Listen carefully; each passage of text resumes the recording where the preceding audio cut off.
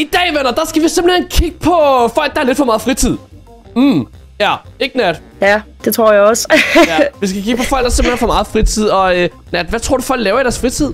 Ej, jeg ved det jo ikke. Man kan jo lave alt i sin fritid. Altså, ja, det er selvfølgelig rigtigt. Men folk, der simpelthen har for meget fritid. Samle sten? Ej, jeg ved det ikke. Altså 100% der er nogen, der gør det. Jeg ved det ikke. Altså, ja, det tror jeg. Ikke? Men det gjorde jeg som lille også. Ej, hvad gjorde du også? Jamen, jeg tror, mange børn samler på pæne sten. Det er nok rigtigt. Det tror jeg virkelig også. Men i hvert fald, hvis I er nye her på kanalen, så skynd jer for guds skyld ned og subscribe. Og smid os et like på den her video, inden vi begynder. Og skal vi tage kigge på nogle hobbyer, som folk har, Nat? Yes. Ja, lad os gøre det. Nå, Nat, vi har en her, der hedder Tom Peters, som har en lidt mærkelig hobby. Eller sådan ting, han laver. Peters. Okay, han er simpelthen en dalmatiner. Okay. Jamen, det er da godt nok. Det vil sige, hvad hedder det? Hvad?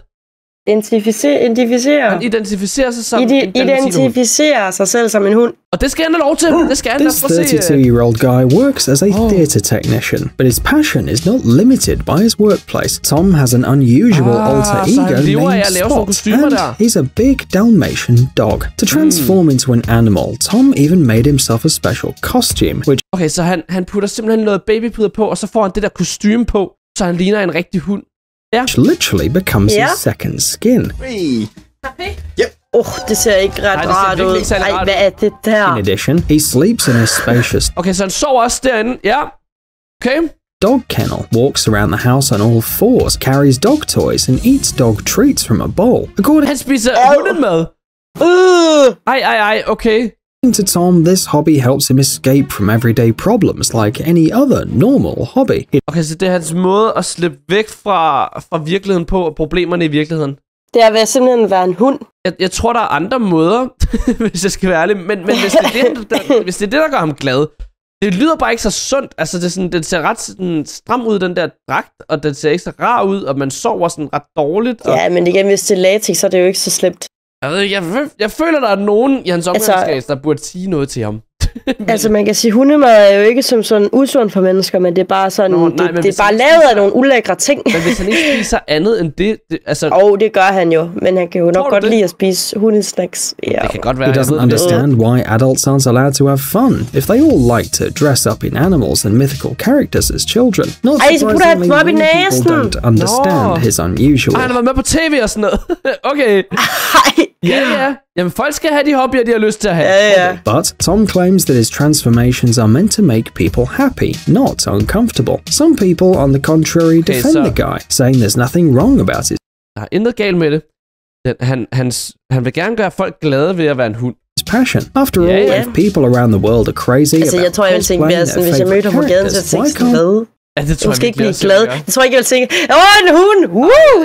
Jeg tror også, jeg ville føle, det var lidt ubehageligt. Altså, det er godt nok... Vi skal ikke kolde nogen ud, vel, men jeg synes godt nok, det er lidt mærkeligt. Det lå ikke lige til vent. Jeg tror, jeg har set hende her. Hun er sådan, lever fuldstændig grønt. Hende her har jeg set før. Hun laver kun med grønne ting. Ja, hun er simpelthen det mest fantastiske menneske. Okay, men der er nogen, der mener, hun har for meget at gå op i. Så nu må vi prøve at se, eller for meget fritid. Det er kun grøn. Nice woman from Brooklyn couldn't... Okay, så alt er grønt. Alt tøjet, alt indenfor. Hendes hår, hendes sko, hendes sokker, alt. More calm and in more harmony. Det er da sødt. Yeah. She lives just like Edith Piaf, but on green instead of on rose.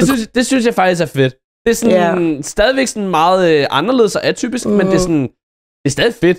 Det kan godt være, hun får meget fritid, men det... According to Elizabeth, it all started about 20 years ago, when her father took her to Florida for the first time. As an artist, she was so inspired by the local landscape and the trip itself, that she began to add more and more green shades to her life. But it's not only her look. In addition to green hair, green nails, and a completely green wardrobe, Elizabeth has turned her own house into a bright green refuge. Look at this. Jeg synes, det er fedt. Skal vi gøre det derhjemme? Det er hyggeligt. Nej, ikke grønt. Nå, okay. Every detail of her home is carefully selected. It looks like a botanical garden in blue. Men det er sjovt, hun lige vælger grønt, men det er måske derfor. Altså, det var måske lige forklaret, at det bare var sådan safety, og det er nok bare hendes yndlingsfarve. Men det er i hvert fald ikke i tvivl om, hvad hendes yndlingsfarve er. Nå, nu har vi en, der hedder Mick Dodge. Simpelthen. Og hvad er det, han lever han ude i skoven? Han lever ude i skoven, eller noget. Jeg ved det ikke. Ja, han er nok hulemand. Hans hobby, det er at leve ude i skoven og være hulemand. Dodge shifters. As a rule, they travel somewhere far away from cities to the countryside or some secluded place to start a new life. Their idea is to abandon the usual advantages. Jeg tror, du har ret. Han lever sådan i, du ved, Hulemans stenlander-agtige of modern civilization and values, be it financial well-being, career advancement, or access to technology. Han har sådan en hund og alt muligt. Wake up in the morning, have breakfast. Han spiser bare planter. Mick Dodge lived like this before it was even mainstream. He is 67 years old now, and he spent 30 of them in a rainforest in the Olympic Peninsula in Washington. Mick så han bor ude i en regnskov. Det er altså ret sejt. Makes soups from roots, brushes his teeth with a pine cone, and walks around barefoot. That's why people started calling him Barefoot Sensei. According to Mick, this helped him to get rid of his chronic diseases. Our feet have as many as 200,000 nerve endings, he says. That's why walking barefoot in the woods makes him feel a lot closer to nature. Of course. Okay, det forstår jeg ikke. Så han bliver helbredt for rigtig mange sygdomme, fordi at han går rundt i bare tær, og ens fødder har 2.000 nerver. Så når man går rundt i skovbunden og så videre, så heler det en. Ja, altså jeg tror, der er noget rigtigt med det der med, der er noget rigtigt om det. Of course, the man has not completely isolated himself from society. Sometimes he communicates with the residents of the nearby villages. For example, to sell what he discovered in the forest and buy himself some food. For example, Mick offers the locals jam from fresh forest berries. Så han bruger han sin tær til det også? Nej vel? Gud. Den her feel good. Okay, ja. Jeg håber, han har vasket den, men... ja, vask dine tæer. Vask dine tæer. Ja. Tror nogensinde, han går i bad? Yeah, that's good. That's good. Man næsten går i bad. Hvad kan han om vinteren? Der kan han da ikke gå rundt i bare tæer. Jeg har så mange spørgsmål til... Så har han jo sådan nogle futter der på der, måske. Kind of a professional chef now. He can make a soup from wild mushrooms, roots and ordinary... Men jeg tror til gengæld, at det er virkelig... altså ham der, han overlever, hvis der kommer en zombie-apokalypse. Ja. Det tror jeg. Han lever bare derude, og han bygger alt muligt, og han kan leve af svampe og bær, og jeg ved ikke hvad. Og så, altså, han skal sgu nok klare sig ham der. Det tror jeg. Stones. Thanks to the stones, the soup is saturated with important minerals. Mick also knows how to bake bread. He uses techniques used in America during the Civil War. Okay, nu har vi en anden en. Det er den næste her. Det er Mauro Mirandiels. Here's another amazing nature story. Back in 1989, when the Italian Mauro Morandi was 50 years old, he decided to leave everything and go. Er han også ude i naturen, eller hvad? Han er også nature man, to live in solitude. Unfortunately, or fortunately, his journey was over before it even started. Nej! The boat engine broke down, and the adventurer had to dock near the desert island of Budelli near Vent lige lidt, så han sejlede ud for bare at leve et frit liv, og så synker hans båd på en øde ø med hans hund, eller hvad? This is how Mauro learned that the island keeper was going to retire in the next few days, and took it as a sign from the universe. This Italian Robinson Crusoe decided to take up this job, and has remained there to this day. Despite the fact that his life is isolated from civilization, he still set up some amenities. For example, he installed solar panels to generate electricity. Okay, så han bor simpelthen ude på en øde ø.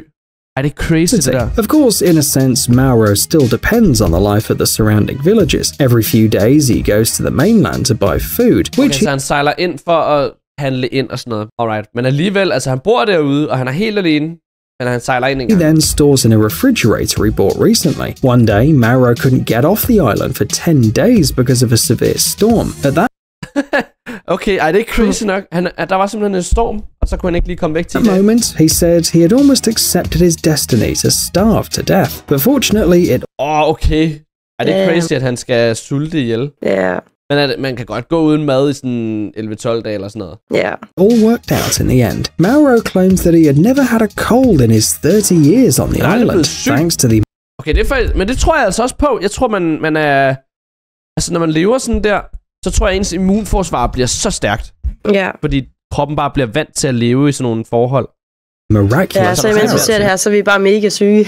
Ja, alle er basically bare syge. Men jeg tror, hvis man lever for godt, så bliver man også mere syg. Nej, jeg tror også bare, det er fordi, jamen, jeg tror problemet er, at når der er så skide mange mennesker samlet, så smitter man jo hinanden. Der er jo ikke nogen, der kan smitte ham, så hvordan skal han blive syg? Nej, det er rigtigt nok. Jo, man kan jo stadig godt blive syg af, du ved bare... Ja, men igen, han kan jo ikke blive syg af influenza og alt sådan noget. Men han kan altså, godt... han kan jo ikke blive smittet, så det er jo mega meget sværere for ham at få en sygdom. Så har vi en live.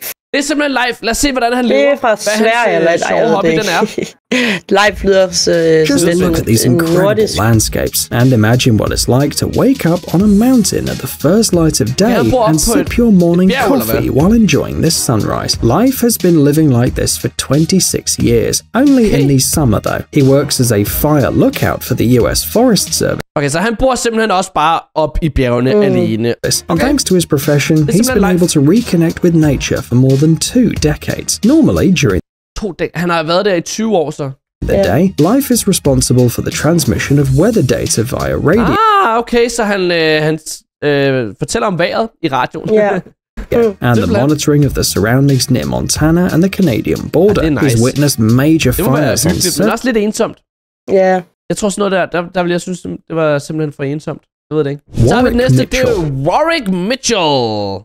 Everyone who's ever watched Lord of the Rings must have noticed the breathtaking views. Director Peter Jackson found these landscapes in New Zealand's Fiordland National Park. It can only be reached by boat or private jet, as the nearest road is a 4-day walk away. Warwick Mitchell sacrificed his life in the city, and the benefits... Men så bor han der eller hvad, alene, eller hvordan?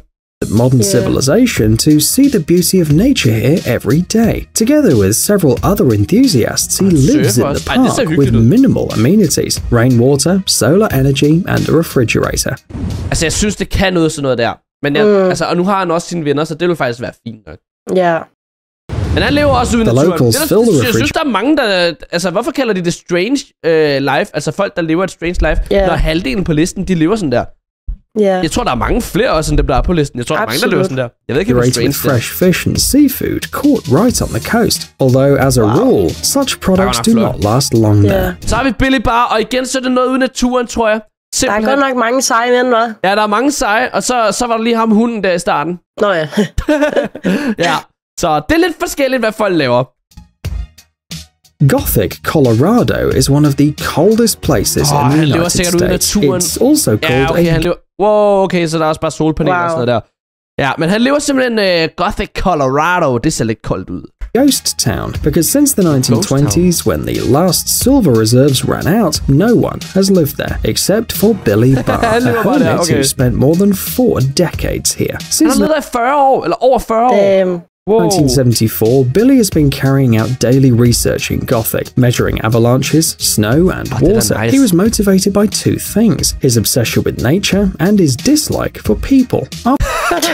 Okay, men det som... Han gider ikke mennesker. Han kan ikke lide mennesker. Han kan hverken lide mennesker, og så kan han godt lide naturen. Han kan ikke lide mennesker.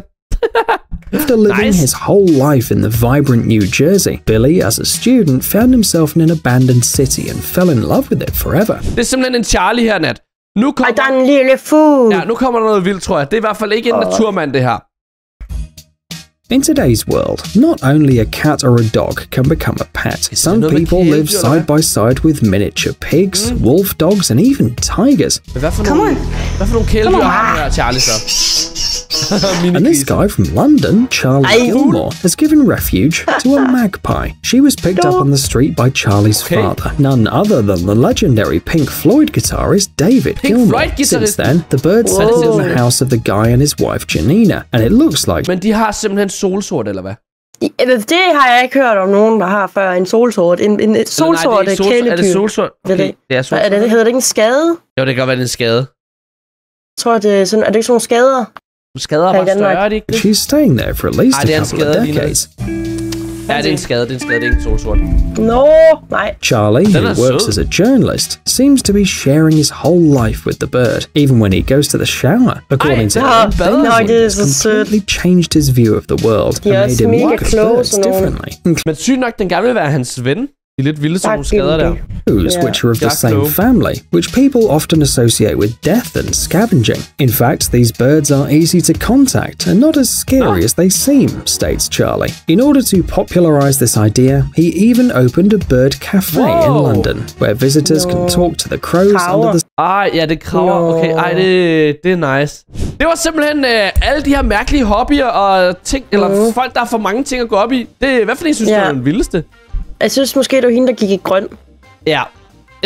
Udover ham med hunden, hvor det var nok den, hvor jeg tænkte, det har jeg aldrig set før. Nej, det er rigtigt nok. Ja. Det er hunden eller det grønne. Jeg synes, det grønne det var det fedeste, og den med hunden, den var mærkelig. Men skriv, hvad I synes nede i kommentarfeltet, og hvad skal man gøre, hvis man er ny nat? Subscribe og like. Subscribe og like, og så ses vi i den næste video. Hej hej! Hej!